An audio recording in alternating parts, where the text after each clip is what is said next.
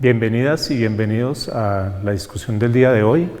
Hoy nos convoca un tema muy importante para comprender la realidad colombiana y tiene que ver con las violencias, el conflicto armado y la construcción de paz en Colombia. Inicialmente vamos a trabajar un teórico muy importante que se ha dedicado a estudiar el tema de los conflictos, que es Johan Galtung, y Galtung nos plantea que hay diversas formas de violencia. Él habla de una violencia directa, de una violencia cultural y de una violencia estructural. Allí ustedes pueden apreciar el famoso triángulo de Galtung, donde lo que él plantea es que es difícil encontrar un país sin violencias y que de alguna manera lo que se da en los territorios y en los países son diversos tipos de violencias. Obviamente nosotros sufrimos de violencias directas, que son esas violencias que vivimos en la cotidianidad, en el día a día, que obedecen a asuntos familiares, a las relaciones con todos los sujetos. Eso es lo que él llama violencia directa, y allí las acciones serían muy enfocadas a la reconstrucción y reparación del daño causado. Otro tipo de violencia, y tal vez es una de las que nos acompaña a lo largo de la historia en Colombia, es lo que él llama violencia cultural, que está asociada a esas instalaciones que tenemos como sujetos, como sociedad, donde de alguna manera hemos pensado en solucionar nuestras divergencias, nuestras diferencias, no por medios pacíficos de resolución de los conflictos, sino por medios violentos. Entonces, como que hay una estructura histórica y cultural que hace que cada colombiano, cada colombiana piense que la forma de solucionar las diferencias es a través de medios o de ejercicio de la violencia. Allí que tendremos que trabajar el tema de reconciliación y especialmente trabajar sobre las relaciones entre las partes en conflicto. Y para el caso colombiano, el mismo Galtung, incluso estudiando el conflicto armado colombiano que tenemos, él dice que hay unos escenarios de violencia estructural muy marcados. Estos escenarios son escenarios de corte político, de corte económico, de corte social y obviamente de corte cultural, los cuales hay que de alguna manera entrar a mirar, a definir cuáles son las problemáticas y desde esa perspectiva entrar a atacarlas. Por eso allí él diría, para acabar con una violencia estructural, pues se debe trabajar directamente sobre las causas estructurales que han generado esta violencia. Esa es una lectura de un analista de conflictos muy importante y que nos sirve para mirar el conflicto armado en Colombia.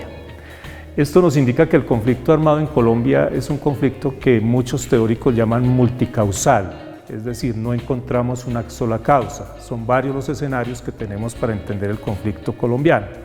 El primer escenario que se nos plantea es que hay una debilidad institucional del Estado, es decir, el Estado ha abandonado ciertas zonas, no ha copado esos espacios, no solamente por la vía de la coerción de la fuerza, es decir, por las Fuerzas Armadas, sino también con programas sociales, con programas de asistencia, digamos, a las regiones, y eso hace que actores diversos entren allí y suplan las funciones del Estado. Otros dirán que no, que el conflicto armado en Colombia se deriva más de las condiciones económicas, y allí asumen como tres elementos importantes. El primero de ellos, el tema de tierras. Se remiten los historiadores del conflicto armado a los años 20, donde dicen que allí hubo un problema de falta de titulación de tierra, de asignación de tierra a los campesinos, y que ese problema de alguna manera no se pudo subsanar a lo largo de la historia. Hubo 2 o 3 intentos que uno podría citar allí para dar un ejemplo del tema. Por ejemplo, la reforma de Alfonso López Pumarejo, la ley de tierras. Se esperaría que en los años 30, exactamente en el 36, esa reforma hubiera solucionado los problemas de desigualdad, de inequidad y de titulación de la tierra. Resulta que no lo logró, y de ahí, digamos, se derivan otras fases del conflicto. Si uno puede hacer la trazabilidad, encontramos que un problema fuerte en Colombia es la inequidad y la alta concentración de tierras en el país. ¿Esto qué me genera? Exclusión. Y tenemos que mirar que la guerra armada o el conflicto armado colombiano pues ha estado fundamentalmente en el campo, en las zonas rurales, y eso está atado, como lo decíamos, a temas de inclusión, de exclusión, de desigualdad y de falta de participación de los sujetos en los territorios. Otro elemento que plantea allí es la situación política. Si bien Colombia, digamos que no ha tenido, a diferencia de otros países de la región, dictaduras militares permanentes, nosotros tuvimos escasamente una dictadura en la historia, sí ha habido un problema de la democracia. Entonces muchos historiadores indican que la democracia ha sido débil, que todavía no hay unas prácticas juiciosas, digamos, en la estructura de partidos, que la participación de la gente no es amplia, que hay unos sectores excluidos y que eso de alguna manera contribuyen a que también se generen pues, respuestas violentas frente a la situación política. El otro elemento que algunos internacionalistas mencionan es la interferencia que han tenido diversos países en el conflicto armado. Si tomamos el tema de los años 60, pues estamos en un proceso de Guerra Fría, donde el conflicto armado queda enquistado, digámoslo allí, entre las dos grandes tendencias del momento, tanto la tendencia socialista de la Unión Soviética y su país aquí, digamos, satélite, que afianza mucho el tema del comunismo, que es Cuba, y por el otro lado, pues obviamente Estados Unidos con su política contracomunista o contrainsurgente, que termina alentando fuertemente el conflicto armado colombiano. Y actualmente, pues por problemas de narcotráfico, por problemas de tráfico de armas y demás, también empezamos a mirar cómo la comunidad internacional o los países de alguna manera tienen intereses en el proceso del conflicto colombiano. Y por último, muchos y la gran mayoría de analistas del conflicto coinciden en el narcotráfico como una fuente fundamental para soportar la guerra y obviamente para incrementar la violencia. Entonces, ese es un primer elemento que, retomando a Galton, diríamos, hace que el conflicto colombiano tenga unas causas estructurales que sean necesarias de alguna manera atacar. ¿Qué efectos ha tenido el conflicto armado en Colombia? Yo creo que son múltiples, así como su origen es multicausal, sus efectos son múltiples. Estamos hablando que en un periodo de 1970 al 2010, de acuerdo a la investigación que se hace en el Centro Nacional de Memoria Histórica, son más de 258.000 víctimas mortales que dejó el conflicto armado colombiano, de diversas formas, de diversos actos que se desarrollaron y se han perpetrado en el conflicto, surgen este número significativo de víctimas. Por ejemplo, en materia de secuestros, más o menos entre 1970 y el 2010 que está el estudio, hablan de 27.000 secuestros aproximadamente. Los asesinatos selectivos, bueno, hay que decir que esta práctica del secuestro formalmente o normalmente la desarrolló la guerrilla, en menor medida los grupos paramilitares, y aparece otra modalidad de violencia que fueron los asesinatos selectivos, donde estamos hablando de 16.340 casos, que eso es significativo, para un número de 23.161 víctimas según la investigación del Basta Ya. Esto es muy lamentable, ya que son asesinatos que uno podría decir se perpetúan o se desarrollan con lista en mano. Aquí los actores cambian un poco, el mayor porcentaje de estos asesinatos los cometen los grupos paramilitares, seguidos por las guerrillas y también por fuerzas del Estado, y obviamente por grupos armados no identificados. Otra modalidad de violencia la encontramos en los ataques a bienes civiles, tomas, redadas que se hacen desde los diferentes grupos armados, pues nos van a dar como resultado cerca de 5.138 casos de daños a bienes civiles y también de víctimas en estos procesos, de cerca de 750 víctimas. Esta modalidad pues también la desarrolló fuertemente la guerrilla y los paramilitares en algunos casos. Otro efecto de esta violencia pues han sido las masacres. El país lamentablemente es reconocido a nivel internacional por un sinnúmero y por una reiterada presencia de masacres en el territorio nacional. Estamos hablando de cerca de 1.952 casos para 11.751 víctimas. Eso es muy significativo y tiene que ver un poco con la perspectiva de la cifra inicial que dábamos, de esas 258.000 víctimas aproximadamente. El 20% de las víctimas han sido combatientes, es decir, guerrilleros, paramilitares, soldados, mientras que el 80% de las víctimas han sido civiles. Y este es un escenario de cómo la población civil es la que más ha sufrido en todo este proceso de violencia en Colombia.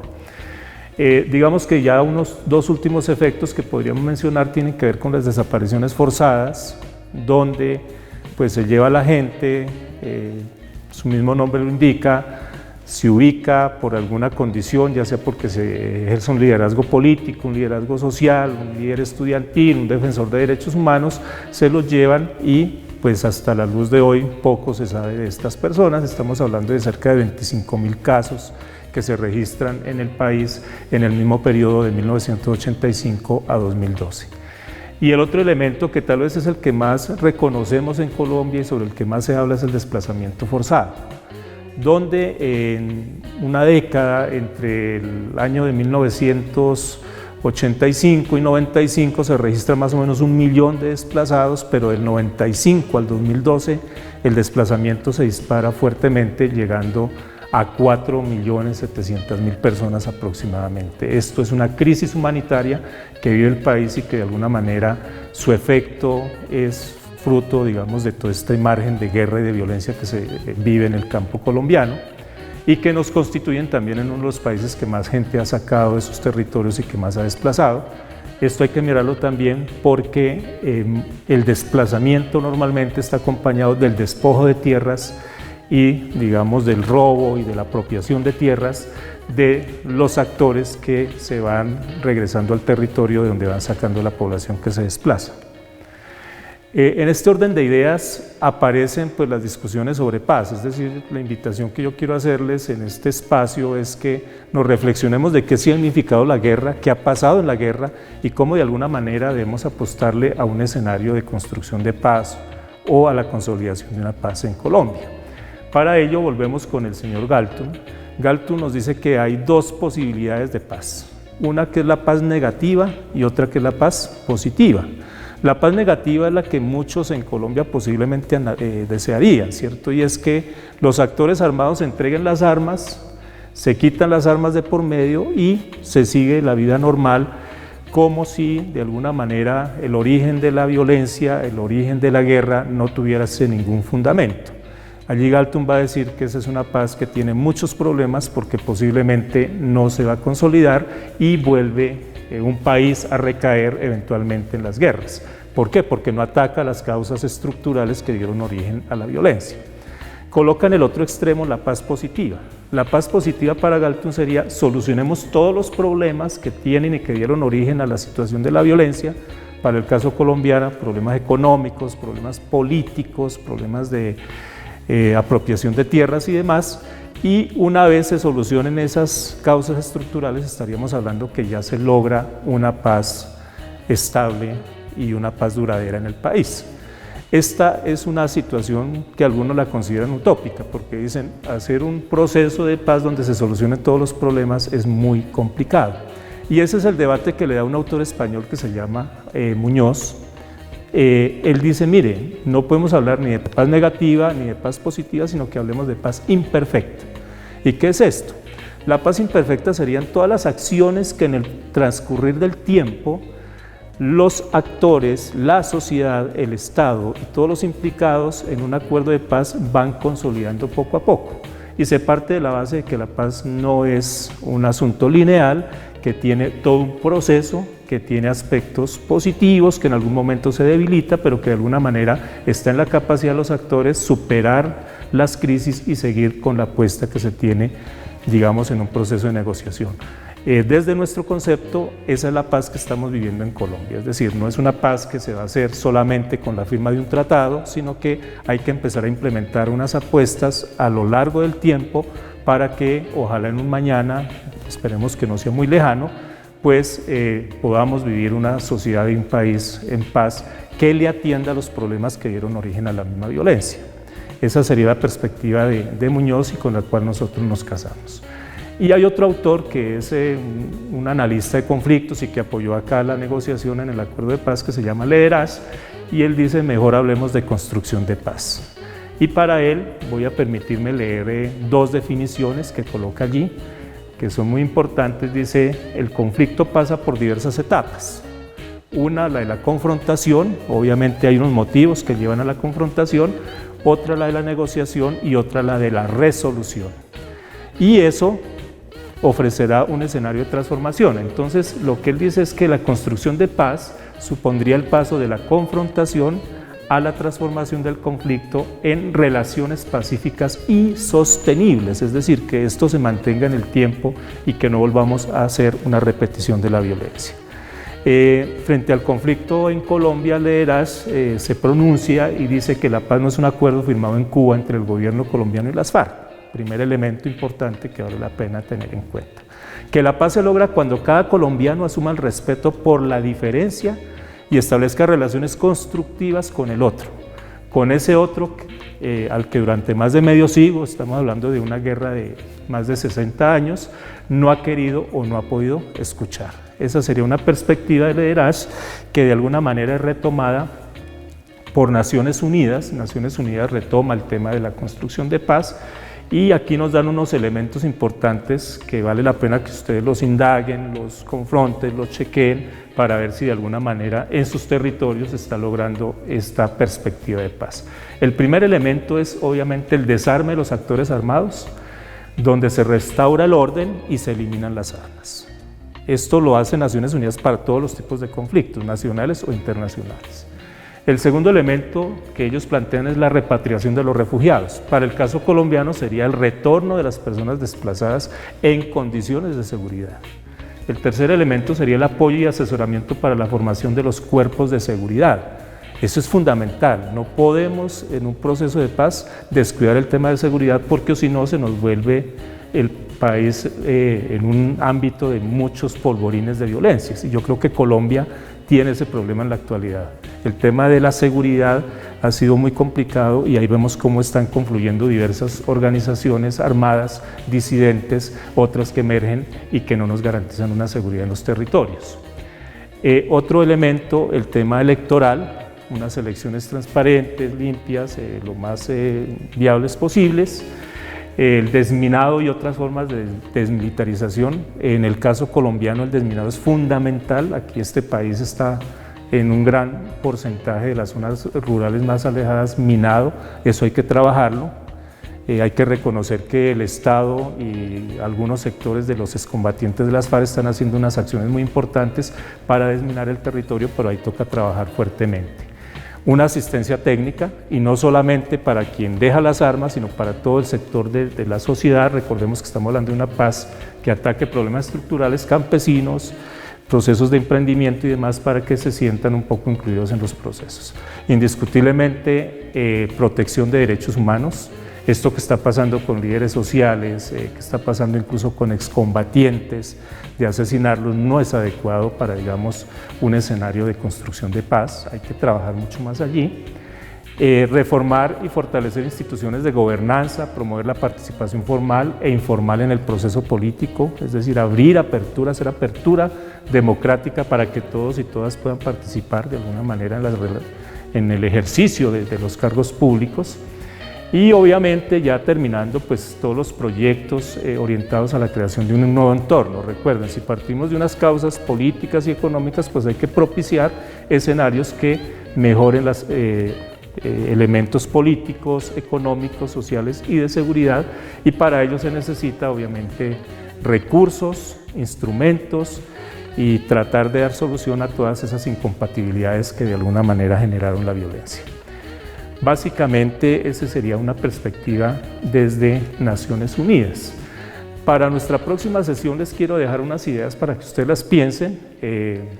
Acudamos a leer nuevamente el Acuerdo de Paz en Colombia y allí nos planteamos como 4 interrogantes para que ojalá a partir de esta pequeña intervención ustedes los vayan pensando. El primero es si el conflicto colombiano obedece o no a una violencia estructural. Ya cada uno de ustedes, a partir de lo que escucharon, lo que han leído, nos pueden dar respuestas sobre este interrogante. El segundo tiene que ver con el proceso de paz. Si lo que hemos hecho en Colombia se ha desarrollado a partir de una paz negativa, una paz positiva, o podemos hablar de una paz imperfecta. Entonces también hay que mirar allí a Galtung, hay que mirar a Lederach y a Muñoz para que tengan unos elementos de comprensión sobre el tema.